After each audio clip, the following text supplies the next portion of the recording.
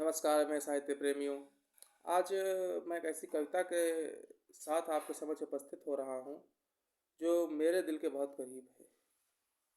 उससे मैं अपने जीवन में नए प्रकार की उमंग, नए प्रकार का आत्मसंचार पाता हूँ। वो कवि चूँकि महाभारत के अंश से संबंधित है। यह कविता हिंदी साहित्य के कालजयी कवि श्री उद्रामधारी सिंह दिनकर जी की महान खंड काव्य रश्मि रथी से उद्धृत है। आइए देखते हैं। शीर्षक है मनुष्य और सर्प। इसमें दिनकर जी की सर्वोच्च प्रतिभा का प्रमाण मिलता है। दिनकर जी कहते हैं कि महाभारत का युद्ध चल रहा है, किस प्रकार से उसका वर्णन दिनकर जी एक नए अध्याय के रूप में करते हैं। दिनकर जी कहते हैं कि चल रहा महाभारत का रण जल रहा, धरित्री का सुहाग, फट कुरुक्षेत्र में खेल रही नर के भीतर की कुटिल आग, बाजियों गजों की लोथों पर गिर रहे मनुज के छिन्न अंग, बह रहा चतुष्पद और द्विपद का रुद्रविष्ट हो एक संग, गत्तर गए रही सुगर बूदर से लिए रक्त रंजित शरीर, थे जूझ रहे कौन्तेय कर्ण छन छन करते गर्जन गंभीर, दोनों रणकुशल धनुर्धर नर दोनों संबल, दोनों समर्थ दोनों पर दोनों की अमोघ थी वृषक वृष्टि हो रही व्यर्थ। इतने में शर के लिए कर्ण ने देखा जो अपना निसंग, तरकस में से हुंकार उठा कोई प्रचंड विषधर भुजंग, कहता कि कर्ण मैं अश्वसेन विस्तृत भुजंग का स्वामी हूँ, जन्म से पार्थ का शत्रु परम तेरा बहुविध हितकामी हूँ। बस एक बार कर कृपा धनुष पर सर्व तक जाने दे, इस महाशत्रु को तुरंत अभिसंदन में मुझे सुलाने दे, इस महाशत्रु को तुरंत अभिसंदन में मुझे सुलाने दे।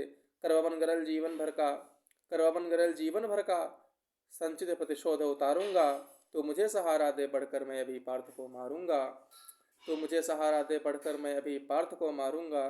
राधे जरा हंसकर बोला रे कुटिल। कर्ण का संबोधन देखिए अश्वसेन के प्रति कि राधे जरा हंसकर बोला रे कुटिल, बात क्या कहता है, जय का समर्थ साधन नर का अपनी बाहों में रहता है, उस पर भी सांपों से मिलकर मैं मनुज मनुष्य युद्ध करूं, जीवन भर जो निष्ठा पाली उससे आचरण विरुद्ध करूं। तेरी सहायता से जय तो मैं अनायास पा जाऊंगा, आने वाली मानवता को लेकिन क्या मुख दिखलाऊंगा।